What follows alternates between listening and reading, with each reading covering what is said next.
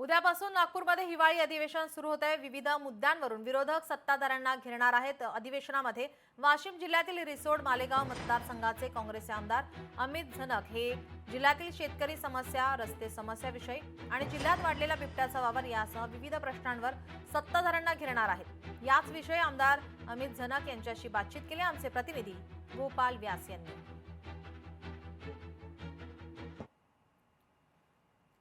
नागपूर हिवाळी अधिवेशनाला सुरुवात झालेली आहे आणि वाशिम जिल्ह्याचे जे आमदार आहेत रिसोड मालेगाव मतदारसंघाचे आमदार अमित झनक काँग्रेसचे हे देखील हिवाळी अधिवेशनाला जाणार आहेत आणि त्या ठिकाणी वाशिम जिल्ह्याचे जे मुख्य जे प्रश्न आहेत त्या ठिकाणी उपस्थित करणार आहेत। दादा, कोणते असे प्रश्न आहेत ते तुम्ही तिथे मांडणार आहात? गोपाल दादा, आपल्याला माहिती आहे की आपला जो मतदारसंघ दोन्ही तालुके आहेत ते शेतकरी बहुल आहेत। आपली आर्थिक जी व्यवस्था आहे ही सगळी शेतीवर निगडीत आहे।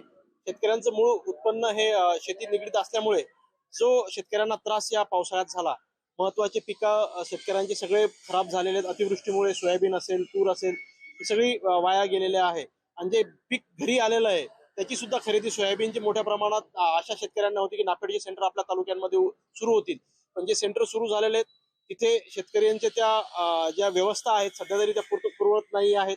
आपल्या परिसरातल्या पावसामुळे रस्ते खूप खराब झालेले आहेत। मोठमोठे तीर्थक्षेत्र शिरपूर असेल, ढवा असेल, जळका रेल्वे, काळामाता हे जे तीर्थक्षेत्र आहेत, एकच रेल्वे स्टेशन आपलं जळक्याला आपल्या मतदारसंघात जे आहे तिथनं जाण्यासाठी दळणवळणाची व्यवस्था असेल, या सगळ्या बिकट झालेल्या परिस्थिती रस्त्यांची परिस्थितीवर सुद्धा आम्ही तिथे प्रकाश टाकणार आहे। या ठिकाणी पाहिलं तर वाशिम जिल्ह्यातील अनेक ज्या समस्या आहेत, रस्त्याची असेल, त्याबरोबर पाण्याची असेल, काही बिबट्यांचे जो वावर वाढलेला आहे जिल्ह्यातनी, हे देखील प्रश्न या ठिकाणी अधिवेशनात आमदार अमित झनक उपस्थित करणार आहेत।